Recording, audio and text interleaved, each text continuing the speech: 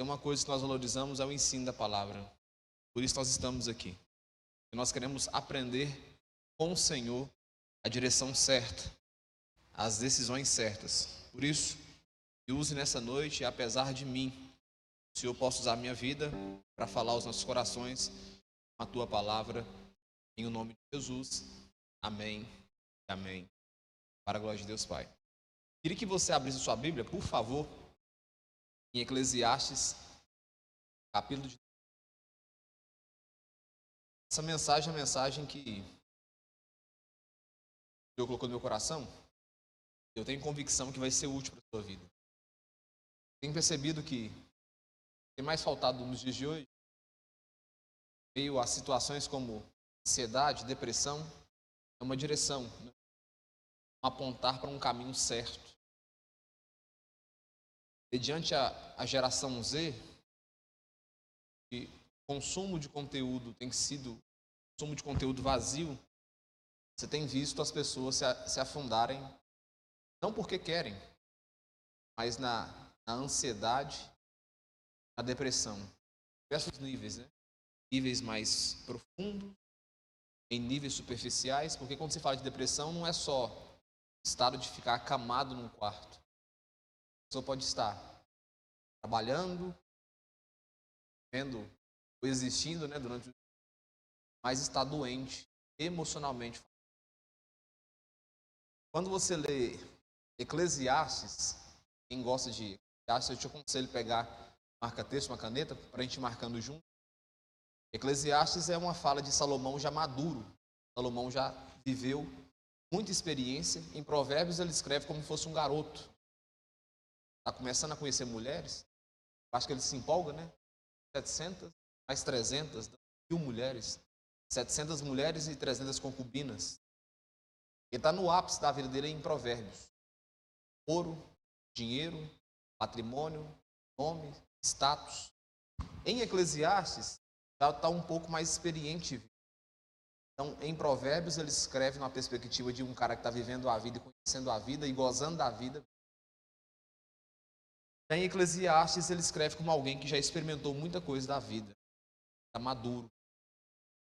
Não necessariamente a gente precisa experimentar todas as coisas para poder entender, até porque a Bíblia já nos mostra toda a direção a ser tomada. Então, eu preciso ler e entender qual direção ser tomada. Em Eclesiastes, Salomão já faz isso para a gente. Escreve por experiências que a gente nunca vai ter. Ninguém que vai conseguir ficar 1000 relacionamentos diferentes. Então, eles sabem que é 1000 TPM. Ninguém aqui vai conseguir construir do zero fundamentos de uma igreja como ele construiu, um templo diferenciado. Ninguém aqui recebeu o que Salomão recebeu, porque Deus disse que ninguém vai receber. Ninguém na terra consegue receber a carga de sabedoria que Salomão recebeu. E é tão interessante que no final ele faz cagada, né? Mesmo sendo sábio. Ele adora outros deuses. O coração de Salomão se desvia no final. Então dá para você ver que mesmo sendo o homem mais sábio da Bíblia, não foi assertivo em tudo na vida. Esse texto é um texto que me faz refletir e é um texto que me faz enxergar como a vida é. Eu tenho tentado fortalecer vocês, criar vocês aqui com o Shaddai, a pegada que eu sempre aprendi, uma pegada pouco emocional, uma pegada mais inteligente, mais racional, mais pé no chão. Porque o emocional, ele não consegue sobreviver muito tempo. O emocional, ele se emociona, né? Tá o tempo todo emocionado com as situações que acontecem. E a gente sabe que dentro da gente é uma variável. Você acorda bem, talvez não anoitece tão bem assim. Ou você acorda mal na parte da manhã e anoitece melhor. Então, em nós há uma variável. A gente não consegue manter uma linha assim 100% certa. Uma hora vende, outra hora não vende. E as suas emoções ficam o tempo todo indo de pico a pico, subindo e descendo. Então, se a gente não fortalece o nosso emocional, nossa vida, e cria uma vida madura, há uma grande chance da gente perder a direção e perder a rédea da vida. E aí vem esse texto de Eclesiastes, para mim que ele é maravilhoso, capítulo 9, e eu vou fazer uma exegese do texto. Lê com você o texto, e a gente vai esmiuçando o texto aqui, e aprendendo até o tempo dar aí. Conter a tempo, nada. E a gente vai refletir nesse texto e procurando trazer as maiores verdades do texto sem medo de errar. Bora? Você pode dar um glória a Deus? Então vamos lá. No capítulo 9 começa o seguinte, no versículo 1. Quero que você acompanhe e a gente vai parando aqui e vai refletindo sobre o texto, que é um jeito que eu gosto de fazer. O texto fala o seguinte: tenho refletido sobre essas coisas para chegar à seguinte conclusão. Primeira parte do texto, Salomão vai dizer que tudo que ele vai falar a partir de agora é com base numa reflexão, ou melhor, numa introspecção. A introspecção é você olhar para dentro de si e fazer análises do que acontece. Isso aqui vai um ponto muito importante só para a gente começar por aqui. As maiores decisões, ou as decisões mais erradas que a gente comete, elas acontecem, se são positivas, porque teve introspecção. E se a gente não faz a introspecção, há uma grande chance de fazer cagada na vida. Então, quando a gente não faz a introspecção, de olhar para dentro e fazer uma reflexão se a direção que nós estamos sendo direcionados a ser guiados é uma direção boa, há uma grande chance da gente errar. Eu vou começar a falar só com essa fala aqui. Vou refletir com você. Sabia que muito relacionamento hoje, relacionamento que está sendo um relacionamento que está matando, incomodando, porque ele não foi feito com base em reflexão, ele foi feito na base da emoção. E aí você assume um compromisso, casa, tem responsabilidade, aí fica um pouco complicado, porque na vida adulta é assim que funcionam as coisas. Vocês estão me entendendo? O texto fala: tenho refletido todas essas coisas. Primeira coisa que eu aprendo com você: não tome nenhuma decisão sem reflexão. Porque, querendo ou não, em algum momento, a decisão tomada vai refletir. Deu para entender? Ela vai refletir. Não importa se você não vai querer olhar ela agora, não importa se você não vai querer dar atenção para ela agora, mas lá na frente, em algum momento, ela vai refletir. Quem está me entendendo? Ah, que palavra dura. É uma verdade. Se eu consumo uma quantidade grande de açúcar e não olho agora, lá na frente a diabetes bate na porta. Se eu consumo uma quantidade de sal alta demais, daqui a pouco está o quê? Pressão alta. Então, seja em qualquer esfera da vida, qualquer decisão que você faz sem tomar por reflexão, lá na frente há uma grande chance de você se frustrar e estar preso em uma situação que você não consegue sair e ser honesto consigo para poder sair dessa situação. Então, o primeiro ponto que eu aprendo com você, olha, é muito rico. Nem comecei ainda. Tenho refletido. Queridos, Eclesiastes 9, viu? Eclesiastes 9, Denise. Tenho refletido. Primeira coisa que eu aprendo com você, reflita. Toda tomada de decisão, aprenda a refletir, a calcular. Vai dar certo? Qual que é a probabilidade de dar errado? Será que eu estou... Olha aqui para mim. Todas as decisões que a gente toma, essas aqui é a nota de caneta para você. No calor do momento, você vai errar. Tomou decisão no calor do momento, você vai errar. É muito pequeno a chance de você acertar alguma coisa no calor do momento. No calor do momento, você toma uma decisão errada, você fala o que não deveria falar, você age como não deveria agir e depois se arrepende. Segunda coisa, quando você está muito feliz, amanheceu muito feliz e tem que tomar decisão, não toma, você vai errar. Porque a felicidade, ela dopa a sua mente e faz você não enxergar o real. Está lá na loja, lá comprando as roupas, todo feliz. No final do mês, a fatura chega. Um terceiro, na verdade, quando você está muito triste, tomar decisões muito tristes também é um prejuízo. Porque muito triste você acaba tomando decisões que você não queria tomar. Você está triste. Você deixa emprego que não deveria ter deixado. Você deixa responsabilidades que não deveria ter deixado. Tudo isso por causa das suas emoções. Deu para entender? Então, qual que é a melhor maneira de tomar decisão? Reflexão. De forma sensata. Os pés no chão. De forma madura. Não estou nem feliz nem triste. Estou equilibrado. Estou consciente. Eu estou dominando as minhas emoções. Não estou nem extasiado demais e nem para baixo demais para tomar decisão. Eu estou equilibrado. Então, a primeira coisa é reflexão. Vamos embora. tenho refletido sobre essas coisas para chegar à seguinte. A segunda coisa que eu aprendo com você, só que isso aqui. Tudo que Salomão faz para chegar a uma conclusão, ele faz através de uma reflexão. Olha aqui. Não chegue em conclusão sem a tomada de reflexão. Reflita. Eu quero mudar de serviço. Espera aí. Deixa eu analisar se está no momento certo para poder. Espera aí. Para mim mudar de serviço, eu tenho essa conta para poder pagar, eu tenho essa responsabilidade para assumir e o cara não quer saber. No dia que der o dia de pagar, eu tenho que pagar a boleta. Quem está me entendendo? Então nunca tome decisões sem olhar a conclusão final. Primeira coisa. Trabalho também com marketing e tal, então eu acabo que eu sei um pouco. Eu já vi muita gente que tem um serviço, recebe bem, na emoção, no calor do momento, vai lá, larga o serviço para poder entrar na era digital. Sabe o que acontece? Quebra a cara, porque você não tem essa experiência. Isso serve para qualquer tipo de... Você nunca abandona o que você está tendo como segurança, como sua fonte de lucro, para abraçar o que você não conhece. Então, vamos embora. Tenho refletido sobre todas essas coisas para chegar à seguinte conclusão. Olha o que ele fala. Os justos e os sábios. Duas classificações de pessoas. Quem pratica tudo certinho, justo, quem é certo, honesto, organizado, e aqueles que são sábios. Os justos e os sábios, com seus efeitos, eles estão na mão de quem? Na mão de quem? Na mão de Deus.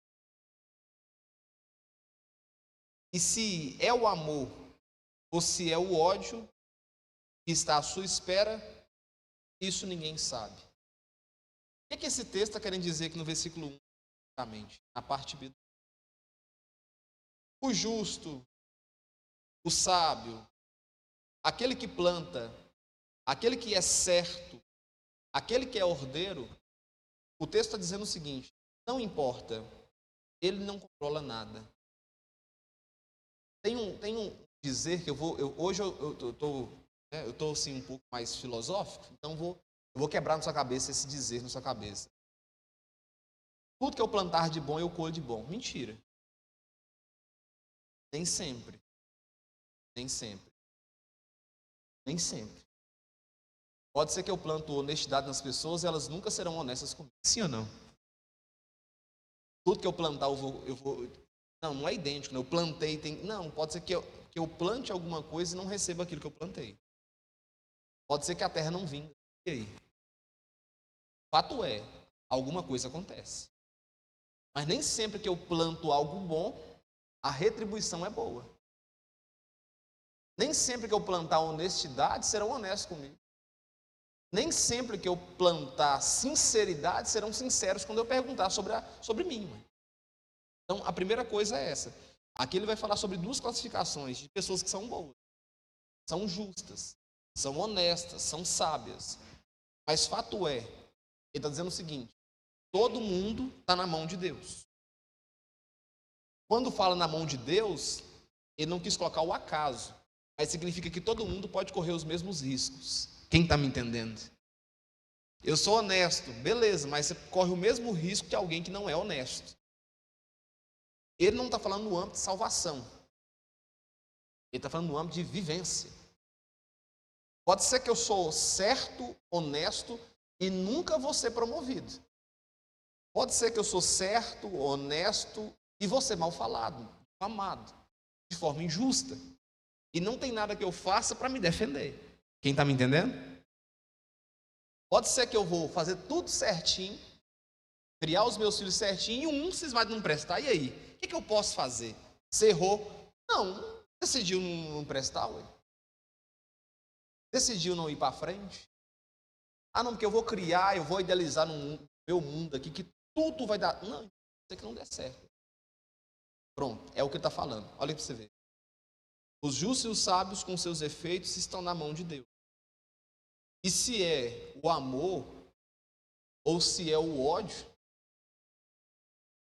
estão o quê? Esperando quem é justo e sábio, sabe? A não ser o próprio Deus. se é o amor, a injustiça, o ódio, a maldade que está esperando o justo, somente Deus pode prever isso, porque o homem em si não sabe. O que eu aprendo com você lendo aqui essa parte B do versículo 1? É que o tempo todo nós precisamos estar na provisão, na dependência de Deus, amém? Se é certo, honesto, tá, beleza, mas se Deus não te proteger, como é que você faz?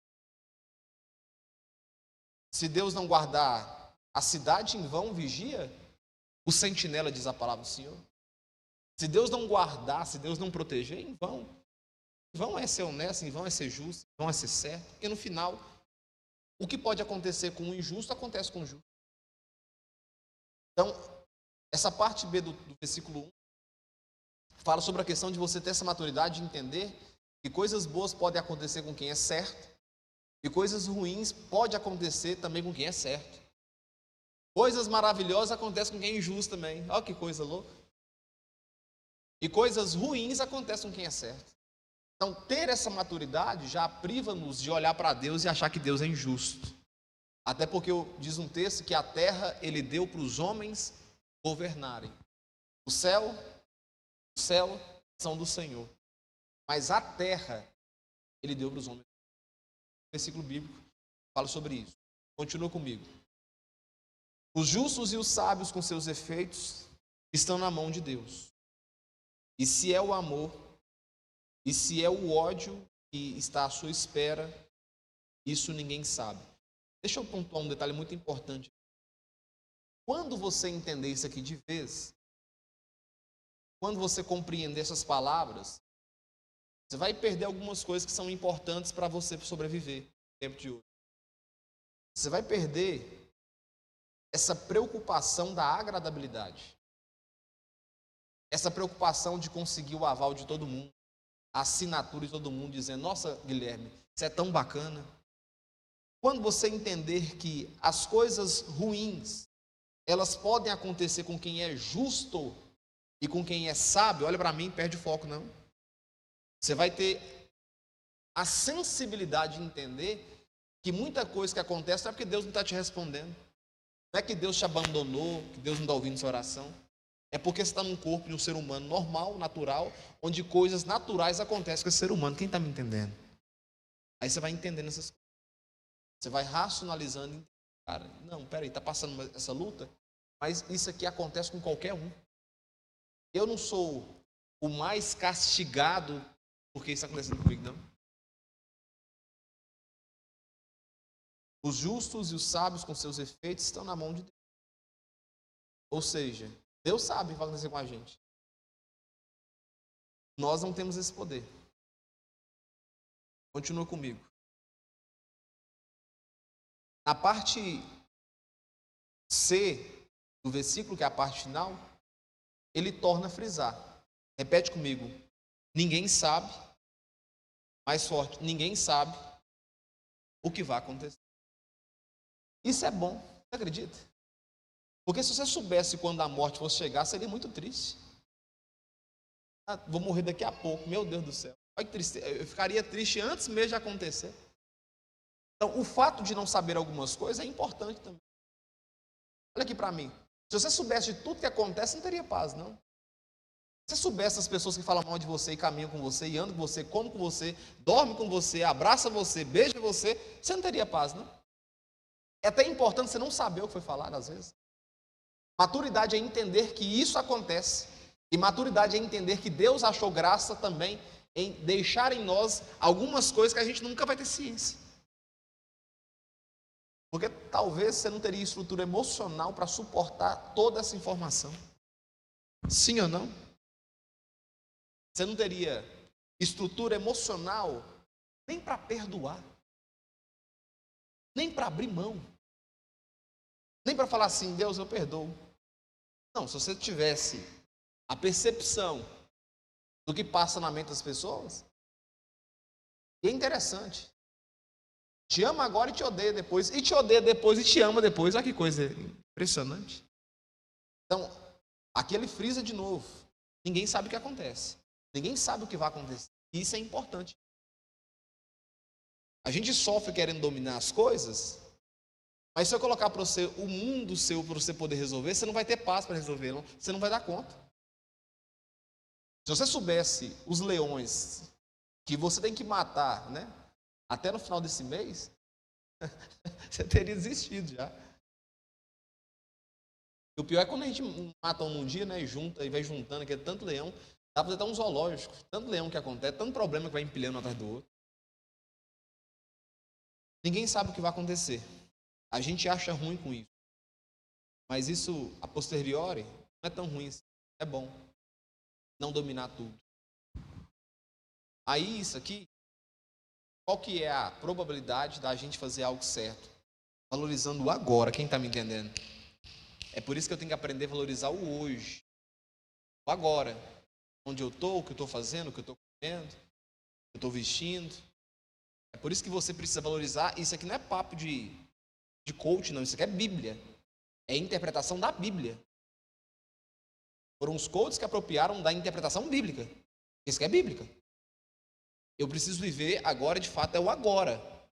Eu estou aqui com a palavra de Deus na mão, então eu tenho que viver o agora. Quem está me entendendo? Eu estou fazendo uma comida, eu vou fazer a melhor comida porque eu estou vendo um agora cozinhando. Eu estou me maquiando, vestindo uma roupa, eu vou pegar a melhor peça de roupa, porque não adianta, é igualzinho esse pessoal que, final de ano, pega os pratos, tudo, não adianta. Durante o ano todo, como de Duralex, e umas 3, 4 vezes, como uns pratos chiques, nos copos chiques. E se morrer? Não aproveitou? Não aproveitou? Nada. Ficou lá guardado, para alguém chegar e apropriar. É isso que está falando. Ninguém sabe o que vai acontecer. E quando eu não sei o que vai acontecer, eu faço meu melhor som. Eu preparo a minha melhor pregação, porque eu não sei se vai ser a última pregação que eu vou pregar. Quem está me entendendo? Eu dou a minha melhor aula. Eu visto a minha melhor roupa. Eu faço a minha melhor versão com aquilo que eu tenho nas mãos, porque eu não sei se é a última vez que eu vou fazer. Quem está sendo edificado? Versículo 2, hein? Tudo acontece igualmente com tudo. Meu Deus do céu.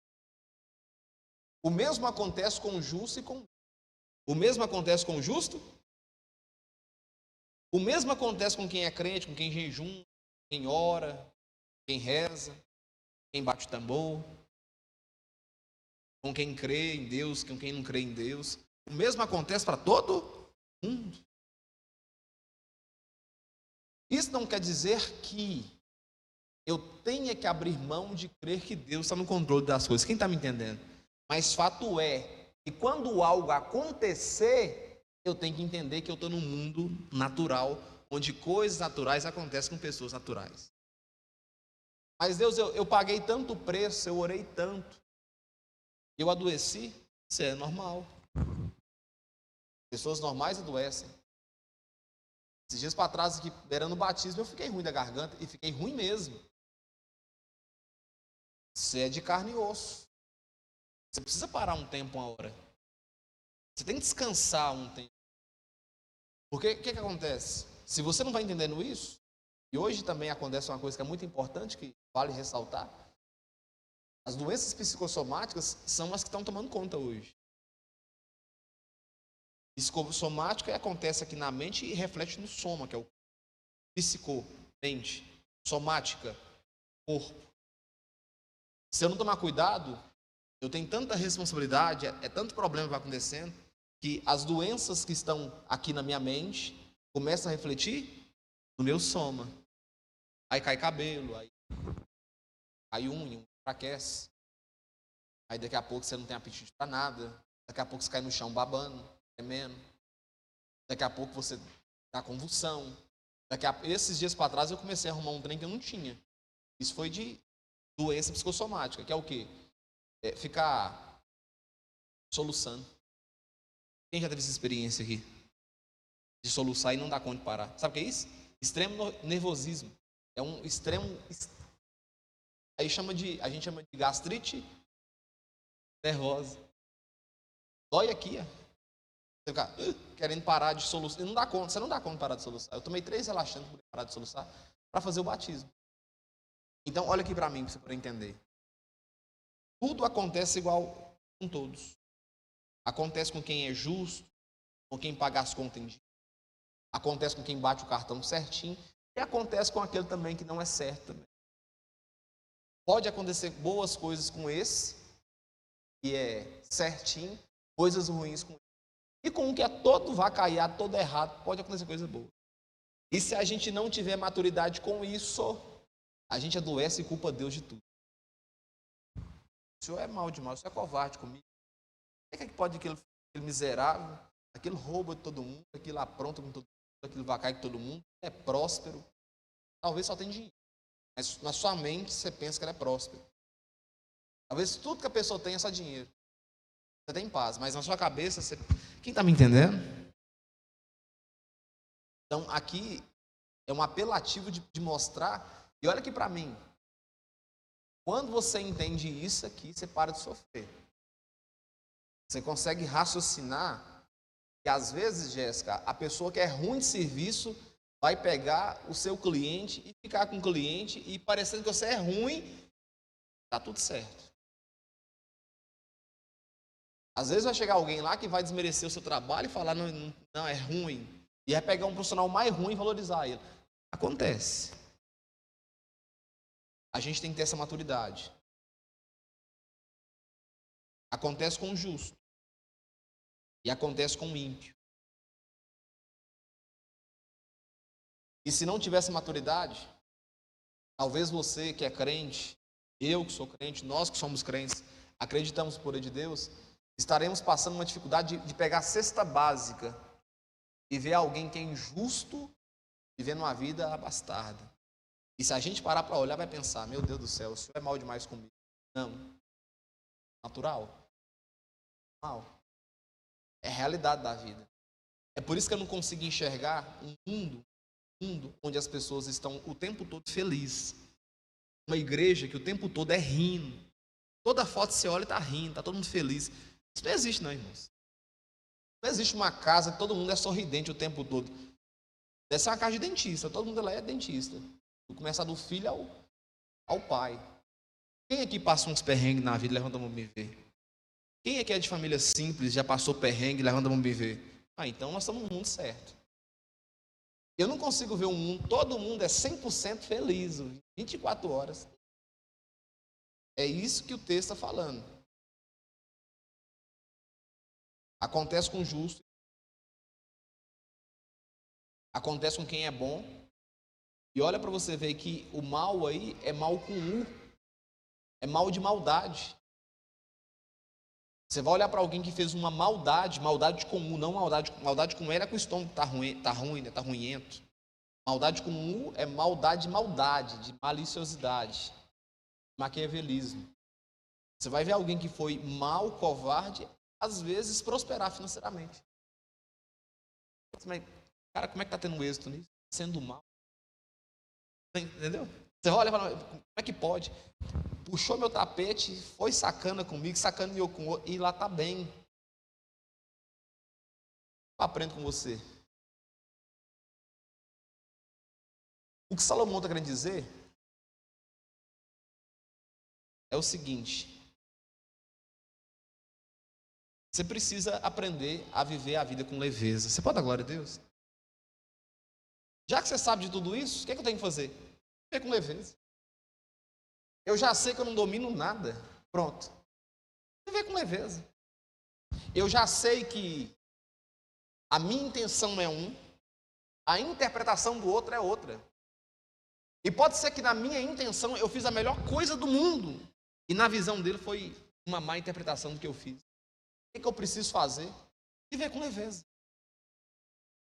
Quem aqui em algum momento já foi mal interpretado e sentiu mal com isso? Levanta a mão. Mal interpretado, injusto. No seu coração você queria fazer algo, a pessoa entendeu o oposto. E aquilo te mata, te perturba. Você quer provar que você queria fazer daquela forma como você se sentiu. E não é assim que funciona. O que eu preciso fazer? Aprender a viver a vida com leveza. Eu tenho que entender a realidade da vida que eu estou vivendo. Estou numa situação que eu não consigo resolver ela agora. Financeiramente estou apertado. Pai, eu tenho que pagar as contas, né? Então vou de grão em grão aqui, chega alguém aqui na porta de casa, eu falo, fulano, não vou conseguir te pagar tudo de uma vez. Entendeu? Dá um tempo aí, vou dar um jeito de pagar você devagarzinho. Eu tenho que encarar a realidade como ela está. Não adianta agora eu ficar desesperado, entrar num quarto, fechar num quarto e ficar achando que não vai adiantar. Vai adiantar eu orar? Claro que eu tenho que orar. Mas a palavra oração tem uma ação envolvida, né? Eu oro, eu falo com Deus, mas o quê? Eu ajo também. Quem está me entendendo? Olha, oração. Eu falo, mas eu ajo junto. Então eu tenho que viver com leveza. Eu tenho que viver com essa paz de espírito, entendendo que essas coisas acontecem com quem é certo, com quem é desonesto. Uma hora você está muito bem. E outra hora você não está tão bem assim. Está tudo? E está tudo, Ramon, o quê? Bem. E está tudo certo. Porque se eu for ficar canalizando em observar o estado da ruína, eu não vou ter força para subir. E se eu não entender que isso acontece, quando acontecer, eu vou desistir. E aí entra um detalhe muito importante. Às vezes é bom chegar no fundo do poço. Sabe o que é ruim? Ruim é quando o poço não chega. Você vive caindo a vida toda e não chega lá. Não, se chegou no fundo do poço, pelo menos uma coisa você sabe. Não tem como mais agora cair para baixo. Tem que agora o quê? Você tem que agora o quê? Subir. Chegar no fundo do poço não é o problema. O problema é estando caindo e não encontrar o fundo. Estou caindo aqui, eu estou despencando. É isso aqui que mata a gente. Agora eu já cheguei, já deu errado mesmo, o cartão deu problema mesmo. Vamos dividir Lagoa Crédito aí, umas 12, 14, pagando isso aí com juros. Pronto, cheguei no fundo do poço. Agora eu tenho que armar como é que eu vou sair daqui de baixo. É isso que Salomão está falando aqui no versículo 2. Fique com leveza. Continua comigo. Quem está sendo abençoado? Essa mensagem é difícil da glória a Deus. Né? Eu sei que é difícil. Ela é muito complicada. Mas te amadurece. Vamos lá. Tudo acontece igualmente com todos. O mesmo acontece com o justo e com o ímpio, com o bom e com o mal, com o puro e com o impuro, com o que oferece sacrifícios e com o que não oferece, ou seja, com aquele que adora e com aquele que não adora, com o que é bom e com o que é pecador, tanto o que faz juramentos como aquele que tem medo de fazê-los. Ou seja, tem até uma música que fala, né? Jó adorou, Jó com Caim. Jó entendeu isso aqui. Ele compreendeu. Aí ele fala, Deus deu, Deus tomou, aí bendito seja o nome do Senhor, porque a Ele é a glória. Ele resolveu me dar alguma coisa. Louvado seja o nome.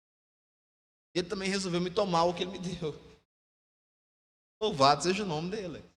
Jó realmente entendeu que ele não tem nada. Ele está administrando alguma coisa que não é dele. Olha aqui para mim, que versículo maravilhoso. Esse versículo aqui. Tanto faz aquele que é crente, que oferece sacrifício, com o que é mal, com o que é justo, com o que faz juramentos, com aquele que tem medo de fazer o juramento. No final, está suscetível e aberto para qualquer um. Olha aqui, meus queridos. A segunda coisa que eu aprendo com vocês aqui é o seguinte. Vou colocar aqui. Coloquei esse. Só tem uma coisa que você tem que ter na sua mente. Você não pode abrir mão. E esse versículo constrói isso. Salvação. A única coisa que você tem que estar convicto em si, que não pode alterar, que não vai alterar, o quê? Sua salvação em Cristo Jesus. Você pode dar glória a Deus? E as demais coisas vão tudo alterar. Vai tudo alterar. Isso positivamente ou negativamente. Agora, a única coisa que é intacta para nós que servimos a Deus e cremos em Deus é a nossa salvação em Cristo. E por isso que é um detalhe importante, que Ele não nos ama de acordo com os nossos acertos. Porque se Ele nos amasse de acordo com o acerto ou erro, a gente perdia. Então, Ele escolheu nos amar. E por causa da escolha dEle, todos os dias a graça se renova. Porque se Ele prendesse a nos amar de acordo com o acerto ou erro, era variável. Continua comigo aqui. Versículo 3. Este é o mal que há em tudo que se faz debaixo do sol. A mesma coisa acontece com tudo. Também, o coração das pessoas está cheio de maldade, está cheio de loucura, enquanto elas vivem. Depois, rumo aos mortos. O versículo 3 vai nos mostrar algo muito importante. Vai mostrar a verdadeira natureza que existe em nós. Qual que é a natureza nossa? Caída. Todos nós estamos aqui reunidos aqui. Podemos entender que nosso coração é puro. Ele é puro até um determinado ponto. Ah, pastor, não concordo. Faz uma coisa com um filho seu na sua vida. Seu coração puro não fica na hora. Dá você um tapa na cara na frente de todo mundo. Se seu coração que é puro, reto, certo, não muda de humor na hora. Te humilha na frente de alguém para você ver se seu coração que é certo, puro, honesto, melhor, humilha alguém dos seus. Hein, Alexandre? Na hora, o semblante da gente muda. Sim ou não, irmãos? Sim ou não? Dá um tapa na besta de um, rapidinho o semblante, a ação muda. Então, aqui está dizendo o seguinte, presta atenção. Este é o mal que há em tudo que se faz debaixo do sol. A mesma coisa acontece com todos. E também o coração das pessoas está cheio de maldade, está cheio de loucura. Quando ele fala de loucura, não é inconsequência. Mas o seu coração é um coração que arrisca em momentos que você fala assim, você fez isso não. Estou acreditando que você fez isso. Olha eu vendo e não acreditando. Então peraí, vai lá vai. Ele está dizendo aqui que o coração do homem ele é impulsivo. O coração humano, ele é impulsivo. Por isso, olha aqui uma coisa que a gente tem que aprender. A gente precisa respeitar, irmãos, não importa a idade. Quem está me entendendo? Um rapazinho desse tamanhozinho aqui, ele cresce. Ele vira homem. Uma mocinha desse tamanho aqui, cresce e vira mulher grande. E aí talvez uma coisa que você fez, que você esqueceu de covardia com alguém dele, ou com ele mesmo, ou com ela, ou com a mãe, ou com o filho, ele não esquece não. Quem está me entendendo? Se a gente entendesse essas coisas aqui, muito problema que já aconteceu no mundo seria evitado. Você pega uma criança ali, faz uma covardia com ela ali, ela guarda. Você mexe com criança, você sabe muito bem, ela guarda. Ela maquina aquilo na cabeça dela. Em algum momento, ela pode querer revidar aquilo que foi feito. Por isso que ele fala, o coração do homem está cheio de loucura. Aí me faz pensar outra coisa muito importante. É por isso que eu e você, olha aqui para mim, não devemos entrar no mérito de julgar as pessoas. Um ápice de loucura. Deu para entender? Nós não devemos julgar. Quando eu falo julgar, é fazer causas sentenciadas sobre uma situação que aconteceu que você não sabe. É eu olhar e falar assim, meu Deus, eu não faria isso não. Não, você não sabe se você faria. Isso é igualzinho quando alguém que não tem filho fala, não, se fosse meu filho eu fazia assim, não faria. Só que tiver o seu, você vai entender que você não faria aquilo que você falou. É fácil falar quando você não tem. É fácil tomar decisões e dizer quando a gente não está na situação. Ah não, isso aconteceu, mas eu acho que eu não agiria assim. Não, o achismo, às vezes, ele não é uma comprovação. Moço, olha aqui para mim. Temperamento, mente, realidade, o tempo todo está oscilando. Rapaz, você está aqui hoje, aqui, ó, tranquilo, na benção. Um probleminha que der aqui na veia, chama de derrame, né? Acabou tudo. Isso aí muda todo um quadro. Uma situação no trânsito muda toda a sua vida, sim ou não? Sim ou não? Talvez você mexendo no telefone, atropelou alguém, acabou. Todo o quadro da sua vida. Aí ele fala, o coração do homem está cheio de maldade, cheio de loucura, enquanto ele vive. E ele vai rumo aos mortos. O que isso significa para nós? Olha aqui, irmãos, a única certeza que a gente tem, Alexandre, é da morte. Então não adianta ficar louco, não. Olha aqui para mim, não adianta ficar louco. Ele está dizendo o seguinte, em nós já existe um grau de loucura. um grau de maldade. Ele está dizendo, não adianta ficar conturbada, porque no final o resultado é só morte. Você vai morrer em algum momento. Por isso que eu citei no primeiro momento e torno a recitar de novo para vocês. Encontre graça, encontre alegria nas pequenas coisas de viver, pequenos detalhes. Aproveita mesmo esse tempo que você tem. Esse tempo que está com você, que nem seu é. Continua comigo. Quem está sendo abençoado? Versículo 4. Para aquele que está entre os... Fala comigo assim. Há esperança. Repara que o ai é com H, de existência, né? Há de existe, de ação. Ele está dizendo o seguinte, para quem está vivo, para aquele que está, existe sempre esperança. Olha aqui para mim, não importa o problema que você está enfrentando, há esperança. Não importa a luta que você está enfrentando, enquanto existir vida, há esperança. De fato, a esperança é a última que morre. Você não pode parar de sonhar, você não pode parar de lutar. Você talvez não vai encontrar o apoio o tempo todo para nutrir isso. Mas você precisa entender que há de existência esperança o tempo todo. Está com vida? Tem esperança. O quadro está problemático? Tem esperança. Está sofrido? Tem esperança. Há esperança. Você não pode abandonar e deixar a esperança de lado. Tem que acreditar. Agora entra um detalhe muito importante. Tem coisa que não é sobre esperança. Tem coisa sobre ilusão. Já acabou muito tempo, você insiste em segurar. Isso não é esperança. Ilusão. Já acabou há séculos. E você já entende por Deus, no seu coração, já acabou. Você insiste. Não é esperança. Isso é falsa esperança. E essa aí sim, você tem que abandonar.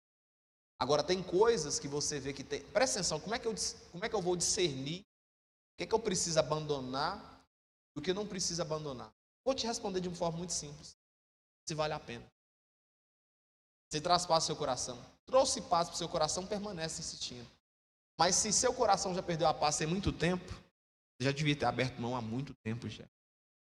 Quem está sendo abençoado?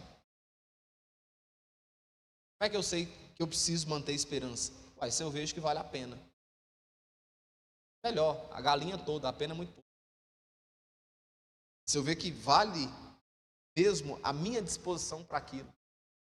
Se eu ver que vai ter resultado. Mas isso só é feito de uma forma, com reflexão. Lembra do versículo 1? Olhar, analisar, pensar. Por isso que eu citei que não pode ser tomada decisão com forma emocionada. Feliz demais e triste demais.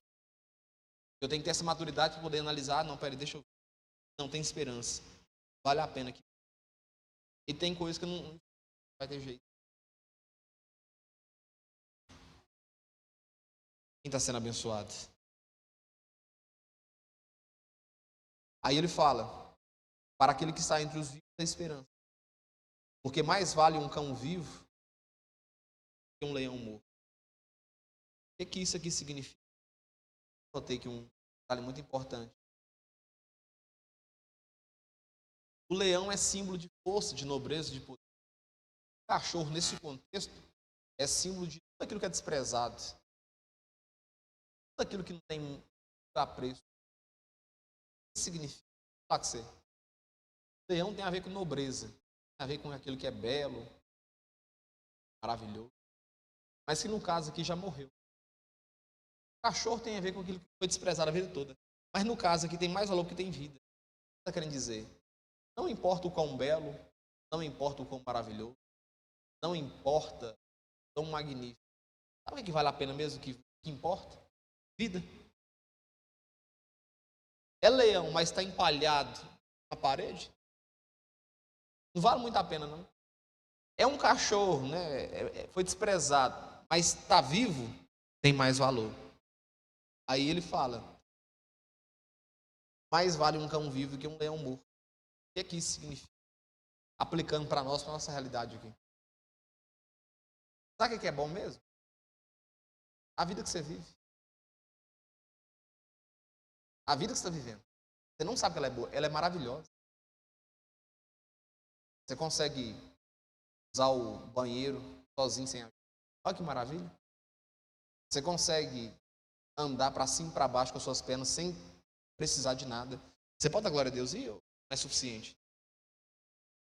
Você tem um teto para poder dormir, alugado ou pago, não importa. Dorme debaixo dele.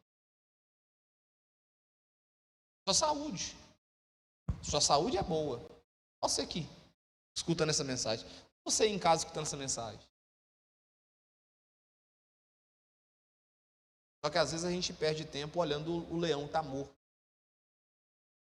Eu olho para alguém que tem muito, mas não tem paz. Você queria? Você quer? Mas é movimentar milhões. Não tem problema. Eu prefiro a minha paz. Quem está me entendendo?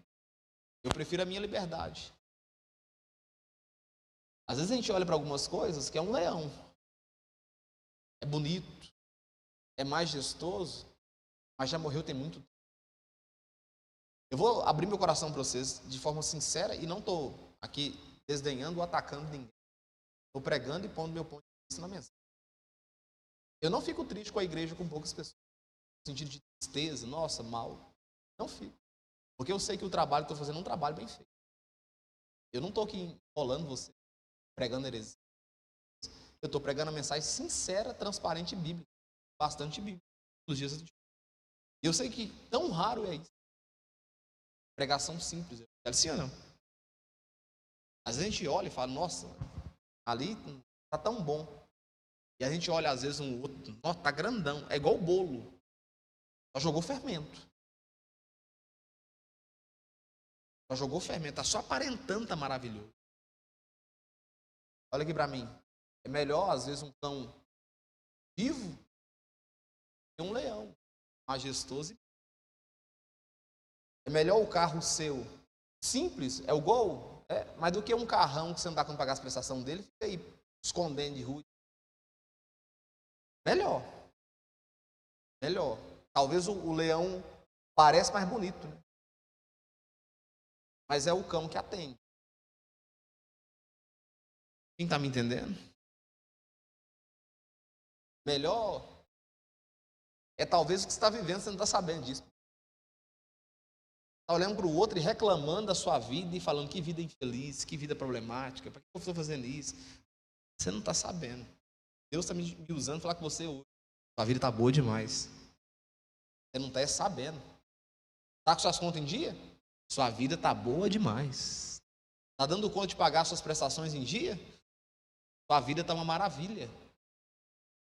Tá as coisas dando certo e às vezes em quando dá um trem fora. A vida está uma benção. Deus está me usando para falar com você hoje para dizer para você, sua vida está muito boa. Você que não está tendo noção da bondade que sua vida está. Está todo mundo com saúde?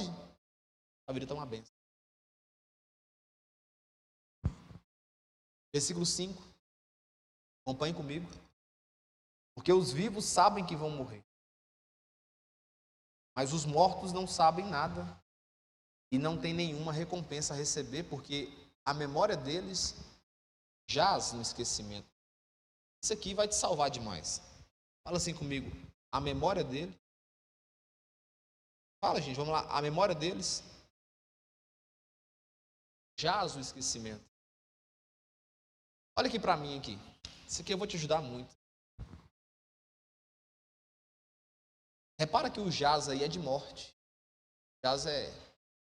Jaz morreu. Sepultamento. Tem a ver com sepultamento. E aqui jaz fulano de tal. Tem a ver com alguém que morreu. Né? Salomão está dizendo para nós o seguinte. Não importa o quanto você zele pelo seu nome. Não importa o quanto você zela pela sua credibilidade. Em algum momento ela vai ficar jaz no esquecimento. Quando você entende isso aqui já é suficiente para deixar a sua semana toda reflexiva. Só isso aqui. Quando você entender que o seu nome jaz no esquecimento, você para de dar atenção para muita coisa. E não precisa dar atenção. Você dá atenção. Dias para trás eu ouvi alguém falando, uma preocupação com a reputação dela. Eu falei, qual a reputação que você tem? A reputação é aquilo que as pessoas falam de você. E isso aí não está no seu controle. Se você for ruim e alguém falar que você é bom, sua reputação vai ser essa. Quem está me entendendo? Olha aqui para mim. Você perde noite de sono preocupado com sua credibilidade, com o seu nome, com seus status. Wesley, em algum momento vai ficar jaz no esquecimento. Ravane, em algum momento vai ficar jaz no esquecimento. Guilherme, em algum momento vai ficar jaz no esquecimento. Quem está me entendendo, irmãos? Bruno, em algum momento, jaz no esquecimento. E detalhe importante. Primeiro momento, chora, lembra. Primeiro ano, lembra. Segundo ano, lembra. Terceiro ano, já talvez não lembra tanto. Quinto ano, talvez já não lembra tanto. Sexto ano, talvez dá um nome para um neto, algum seu nome. O fato é que Salomão está dizendo aqui, jaz no esquecimento. Jaz. Paz. Tudo muda. E aí, se você não tiver essa maturidade, essa percepção, essa noção, esses pés no chão, você vai vivendo achando que tem algo para sustentar, um nome para zelar, uma visão. Não. Jaz no esquecimento. Você é filósofo? Não, né? Talvez o que sustenta durante um tempo é o quê? Se você for filósofo. Ah, você não é filósofo, não. Se é algum governador, algum prefeito. Não, e também dura só durante um tempo também. Ninguém lembra de Sarney. Ninguém lembra dessas pessoas, não. Já passou. Quem está me entendendo, irmãos?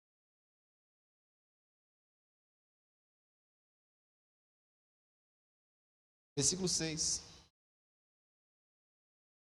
Amor, ódio, inveja, para eles já não existe. Eles estão afastados para sempre de tudo que se faz debaixo do sol. Ele está dando aqui uma pincelada dizendo o seguinte. O primeiro ponto é que quem mantém isso no coração vai passar todo jeito. Não consegue manter. E o segundo ponto que eu quero fazer reflexão em cima é dizendo o seguinte. É uma perca de tempo manter isso no seu coração. Sabia que é uma perca de tempo? Você vai ter aí lúcido, estourando com a alimentação de hoje, até uns, vou colocar estourando, tá? Até uns 70 anos de idade. Agora fraciona 70 anos de idade. Pega. De 0 a 10, você não lembra de nada? Sim ou não? Sua mente é infrutífera, como diz Paulo, é mente infantil. Os 10, pega até os 18 anos ali. E fala, você vai ter aí limpo aí uns 40 anos, sim ou não? Limpinho. 40 anos limpinho. Aí você vai deixar durante 40 anos seu coração ódio, inveja, rancor, dominar? Pensa pra você ver. Pensa de forma inteligente se vale a pena. Reflete. Se vale a pena você manter raiva de alguém durante pouco tempo de vida que você tem de forma inteligente. Raciocínio racional. Vê se é inteligente. Ele está dizendo o seguinte, que no final não é nem compensativo. Vai passar. Sendo amor, inveja, ódio, raiva, cólera, vai passar, porque vai morrer. Só que fato é, a pergunta que eu estou fazendo em cima do texto, vale a pena? Nesse intervalo de vida, 40, 50 anos, eu estou pondo aqui com estourando. Se vale a pena você manter no seu coração um sentimento análogo como ódio, inveja, raiva. Tá vendo? Tem muita coisa que a gente não para poder pensar. Até para poder ter raiva de alguém, ódio de alguém, tem que ser inteligente. É por isso que o texto fala, e Jesus é muito sincero. Eu amo Jesus, porque Jesus é sincero. Aí ele fala assim, ó, não deixa o sol se pôr sobre a sua ira. Está dizendo o seguinte, que não tem como você, como ser humano normal, não ficar o quê? Irado. contrariado em algum momento. Eu não estou aqui dizendo para você que você vai ficar o tempo todo sorrindo. Não, isso não existe, não. Ele está dizendo o seguinte: só não permita que isso faça morada no seu coração. Quem está me entendendo? Só não permita que isso agora abrace seu coração e fique lá dentro. Porque em algum momento você vai sentir sentimentos periféricos. Aí Salomão está dizendo o seguinte: que tudo vai ficar no esquecimento. Jaz vai morrer. Fica no esquecimento. E a pergunta é se vale a pena manter coisas como essa no seu coração, sabendo que vai acabar tudo. A gente tem que lembrar, nós somos seres. Eu sei que a gente, espiritualmente falando, tem começo, mas não tem fim. Eu sei disso. Mas, humanamente falando, a gente tem fim. Humanamente falando, essa capa aqui tem fim. Basta alguma coisinha fugir fora do controle internamente, dentro dessa capa, dentro desse boneco, que acabou tudo. Acabou tudo. Só que a gente não para poder refletir. E às vezes a gente perde tempo com coisa insignificante, útil, desperdiçando a vida de verdade. E eu falo a vida de verdade em Deus. Quando eu falo a vida de verdade, eu estou falando em Deus de verdade. Quem está me entendendo? Quem está sendo abençoado? Bora com mais um ponto, versículo 7. Portanto, olha o conselho dele. Portanto, vá e coma com alegria. Qual pão? O pão dos outros? Não, o pão que você sustenta com seu suor. O pão que você ganha com a sua dignidade, com o seu trabalho, com o seu... Claro, Deus te dá, mas com o seu esforço. Portanto, vai e coma com alegria o seu pão. E beba com prazer o seu vinho. Essa parte do vinho, não precisa beber o vinho, não. Mas aqui ele fala de vinho, tem a ver com vinho, tem a ver com alegria, tá, irmãos? A aplicação do texto de vinho tem a ver com aquilo que te dá alegria. Tá? Portanto, vai e coma com alegria o seu pão e beba com prazer o seu vinho. Pois Deus já se agradou de você. Você pode dar glória a Deus por isso? Deus conhece. Você não precisa provar nada para ninguém. Deus te conhece. Isso é preocupante? Sim. Se seu coração é ruim. Se seu coração é ruim, isso é preocupante, porque Deus te conhece. Mas se seu coração é reto e íntegro, isso é motivo de festejar, que Deus te conhece. Olha aqui. Vai comer do seu pão. Vai se alegrar. Vai reunir com o povo da sua casa e queimar uma carne no final de semana. Tomar gerandole. Colar umas salsichas, umas linguiças, comer e rir, bater papo, contar a casa. Porque isso aí vai passar. Quem está me entendendo? Vai passar. E aí os filhos crescem, uns vão para a faculdade, outros casam. E se a mulher manda, tira o cara de perto, põe no outro canto. Aí você não vê mais. Aí se veste. Então, ele está dizendo o seguinte. Vai comer o pão da alegria. Vai sorrir um bocado. Difícil, né, falar quando você entende isso aqui. Ele está dizendo o seguinte: vai viver o tempinho que te resta, esse intervalo de vida. Vai aproveitar. Olha aqui, tira folga de vez em quando. Vai pescar. Vai capinar uma roça. Você gosta de fazer o quê? Vir para a igreja é importante, irmãos. É importante, mas é importante também ter um tempo, um dos seus. Posso ouvir um glória a Deus aí? Vai pescar. Você gosta de quê? De caçar? Dar tiro? Eu gosto de trem de homem. Eu gosto de caçar, dar tiro, pescar, sinuca. Eu gosto de trem de masculino. Homem. Sou homem. Trem que envolve pescaria. Eu gosto de pescaria. Vai fazer isso. O que você gosta de fazer? Não é ilegal, não? Então vai fazer, ué. Não é imoral, não? Então vai fazer, ué. Com quem que você gosta de fazer isso? Pai, uma mãe, um tio, a família, os primos? Vai fazer. Vai viver o pão com alegria. Vai fazer alguma coisa. Tira aí. Beleza, você é dono do seu serviço, você ficar 6, 7 anos sem tirar uma folga, você acha isso bonito? Você vai adoecer. Meu pai fez isso. Deu certo, não. Porque vim durante 18 anos sem tirar folga. Não deu muito certo. Vai aproveitar. Quem está me entendendo, você pode dar glória a Deus de verdade? Tira aí, ó. Vocês gostam de fazer isso? Na beira do São Francisco, fritar uns mandi cabeça seca. Tem nada melhor do que isso, não, senhor. Eu vi esses dias para trás postando. É isso. Por quê? Porque vai acabar. Vai acabar e, além de tudo, o conselho é: aproveita o tempo que você tem e coma o pão com alegria. Coma o pão com alegria. Está tendo o quê? É o que tem. Vamos fazer com o que tem. Está tendo aqui hoje pão sovado e ovo. Oh, meu, que delícia, que maravilha. Vamos comer esse negócio. Vamos. Quem está me entendendo, vamos aproveitar. É isso que ele vai dizer aqui. Portanto, vai e coma com alegria o seu pão e beba com prazer o seu vinho, pois Deus já se agradou do que você faz. Que as suas vestes sejam sempre brancas e que nunca falte o óleo sobre a sua cabeça. E por último, que você seja abençoado por Deus. E nunca falte a provisão de Deus. Você pode dar glória a Deus e falar assim, glória a Deus por isso? Que Deus nunca permita faltar a provisão, porque o texto fala que as suas vestes sejam brancas, ou seja, que as suas atitudes sejam puras, que seu coração seja um coração certo, mas que também nunca falte sobre você o óleo, a provisão de Deus na sua cabeça.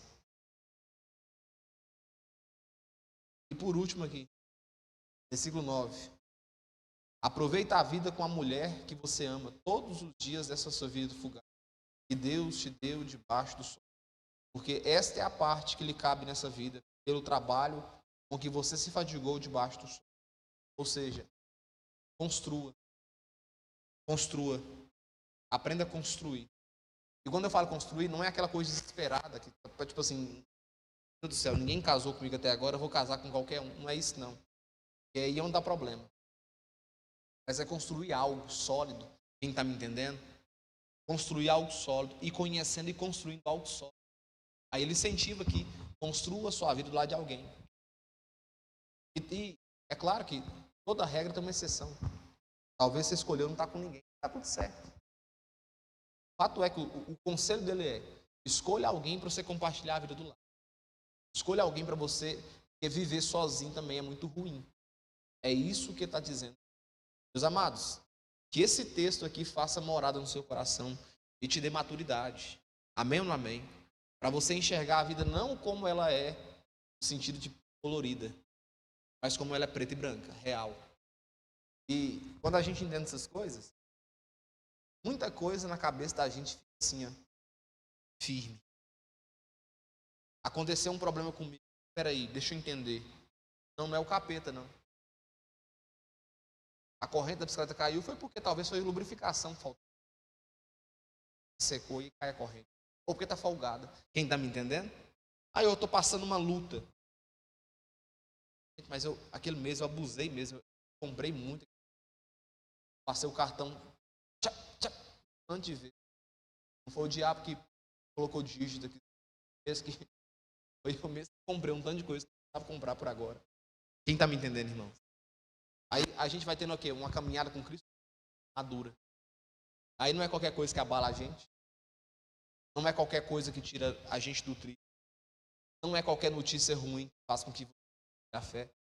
Não é qualquer situação que faz com que você fique, meu Deus, estou escandalizado. Não, você está firme, você está consciente, você está entendendo. E outra coisa, que é o mais importante, está consciente que o texto fala que pode ser que sua vida seja alinhada tudo agora, daqui a pouco. Irmãos, para mim, Eclesiastes, esse capítulo aqui, é um capítulo sobre maturidade. Sabe uma coisa que eu tenho lutado nos dias de hoje, que eu sempre, com quem eu estou, ensino, eu sempre tento passar aquilo de melhor que eu tenho. Eu sempre tento passar aquilo que eu acredito. Maturidade, equilíbrio, é o que funciona. Vamos ficar de pé em nome de Jesus. Você foi abençoado nessa noite? Eu queria que você fizesse uma oração pessoal com Deus agora. Uma oração dizendo para Deus, Deus, me dê essa maturidade que é difícil. A maturidade que Salomão fala no Eclesiastes 9. Vamos orar? Quero que você faça essa oração aí, falando: Deus, me tira da utopia. Me faz enxergar as coisas como são. Para mim poder não adoecer. Para mim poder não adoecer. Para mim poder entender que muita coisa que acontece, eu sei que é espiritual, é ataque do inimigo. Mas muita coisa é luta da vida. É problema que eu mesmo cavei. É decisões que eu tomei errado e estou assumindo o compromisso delas agora. Me dá essa maturidade para entender que muita coisa não foi o inimigo. Eu mesmo que talvez eu fiz de forma ingênua, de forma inocente. Talvez eu queria ir para uma direção, fui para outra direção, e eu não te dei ouvido, ouvi a direção do Senhor. Então me dei maturidade, me dei direção, me dei vontade. Vamos orar. Pai, nessa noite nós queremos colocar o nosso coração diante do Senhor, para não pedir aquilo que a gente quer pedir, no sentido de ser agradável nas palavras. A gente quer pedir ao Senhor aquilo que incomoda a gente, maturidade. Nós queremos ser homens e mulheres maduras, de enxergar as coisas como são. Eu sei que a gente não gosta de ver a coisa como é, mas é preciso, Senhor, enxergar que na vida tem luta, sem problema, sem dificuldade. Isso não significa que o Senhor nos abandonou. Inclusive, o Senhor está com a gente quando tudo está certo e quando tudo está errado. Por isso eu quero pedir ao Senhor nessa noite, nos capacite com maturidade. Capacita o teu povo com maturidade. Capacita esse homem com maturidade, essa mulher com maturidade. Fortalece a fé desse homem e dessa mulher, em o nome de Jesus. Amém e amém. Você que está num propósito de oração, vem aqui na frente. Eu quero orar com você. Você que está num propósito de oração. Você que quer apresentar uma causa impossível. Dobre os seus joelhos. Fique à vontade. Faça a sua oração pessoal, falando com qual que é a causa específica. Não sei qual que é a sua causa, não sei. Mas eu sei que esse ato que você está fazendo aqui é de dependência em Deus. E Deus, Ele responde a oração.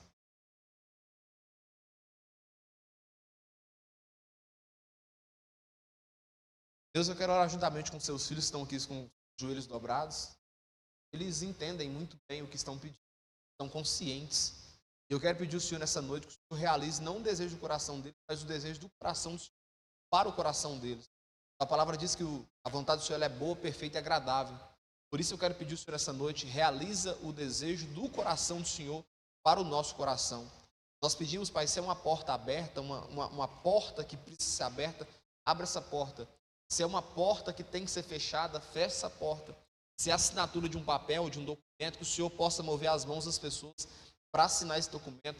Se é uma situação conjugal, uma luta sentimental, que o Senhor possa dar o parecer do Senhor, colocando paz no coração. O fato é que a nossa oração nessa noite é uma oração de dependência no Senhor. E nós cremos que o Senhor sempre tem o melhor para os seus filhos. Por isso, nessa noite, nós queremos te agradecer pelo Senhor ouvir nossa oração, em nome de Jesus. Amém e amém, para a glória de Deus. Amém, queridos? Pode ficar de pé em nome de Jesus. No lugar de vocês. Vocês foram abençoados, queridos? É muito bom. Vamos orar, agradecendo o Senhor por esse tempo. Pai, muito obrigado por essa noite. Muito obrigado pela tua presença, pelos seus filhos. Creio que cada um que está aqui hoje precisava ouvir essa noite. Por isso nós queremos te agradecer. Que a graça de Deus e as consolações da parte do Espírito Santo repousem sobre a nossa vida hoje, para todos sempre,